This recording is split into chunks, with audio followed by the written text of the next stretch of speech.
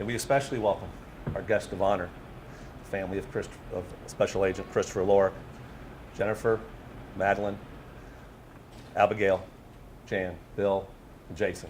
It means so much to have you here. As everyone knows, Police Week is a time for reflection and remembrance, and it's especially poignant for agencies and departments like ours and the others represented here today who have suffered a loss of one of their own. And it is especially difficult given the number of law enforcement deaths that have nearly doubled this past year. Fortunately, since we gathered this time last year, the FBI has not added another name to the Wall of Honor. But our brothers and sisters in law enforcement have not been so fortunate. We have lost federal agents and U.S. Marshals who were good and faithful public servants.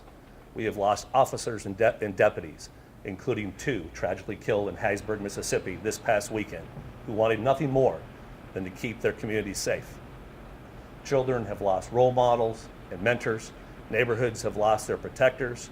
Most importantly, families have lost their loved ones, and that is unacceptable.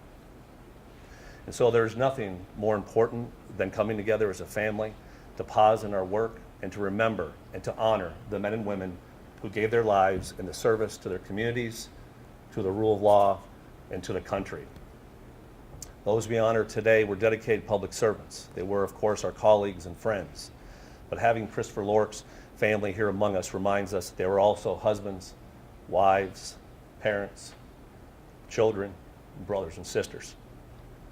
All of law enforcement feels their loss, but it is the families who knew and loved them most fully who bear the loss most deeply. Those we honor came from different backgrounds and different walks of life. They served in different offices at different times, and they died under different circumstances. But they had so much in common. They chose law enforcement not because it was such a glamorous job, or definitely not for the money. For them, there was nothing else to choose.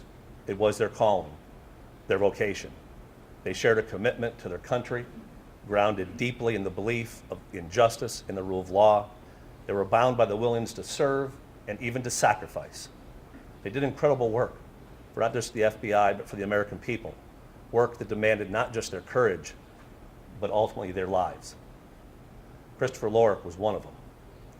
Chris was a member of the FBI's hostage rescue team, known as HRT. Tragically, Chris, along with one of his partners, Stephen Shaw, died on May 17, 2013, while conducting maritime counterterrorism training off the coast of Virginia Beach, Virginia. He was part of a team that assumes the risk as part of their everyday job, a team that says, yes, we will, without hesitation. And although that kind of motivation, that sense of service over self, even at the greatest cost, is difficult for some to comprehend, it is who he was. It was in his very DNA, and he loved doing it. Chris was an easygoing perfectionist, from what I understand. He wanted everything to run smoothly as possible, clockwork, and he wanted to keep everyone safe. He was intelligent, thoughtful, and always ready for the next challenge, and always doing that with a smile on his face. Those that knew Chris best were not surprised that he ended up on the HRT. He always knew he wanted to help people. His wife knew it, his friends and colleagues knew it, and his mother and father knew it from a very young age. When Chris was in the 5th grade, his mother found a note from him saying that he wanted to be in law enforcement when he grew up to, quote, because somebody needs to protect the country and I know I can do it. That was when he was in 5th grade. Chris served with HRT in Afghanistan. He was part of the team that rescued a 5-year-old boy who was taken hostage in Alabama in 2013. He put himself in danger every single day to help others around him without thinking, without questioning, without turning back. I would suggest that maybe that is where true valor lies. We talk a lot about bravery, courage, and valor during Police Week, and we should. But at the same time, we must acknowledge that valor isn't the absence of fear.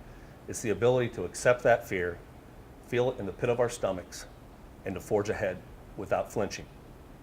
That is what Chris did each and every day. It is what he always did. He lived with clear purpose. He lived with true dedication. He lived with the abiding belief that he could help people, and he did. Yet it is clear that the women in his life, his wife Jennifer, and his daughters Abigail and Madeline, were his first priority, his first love, and he was always eager to return home to them.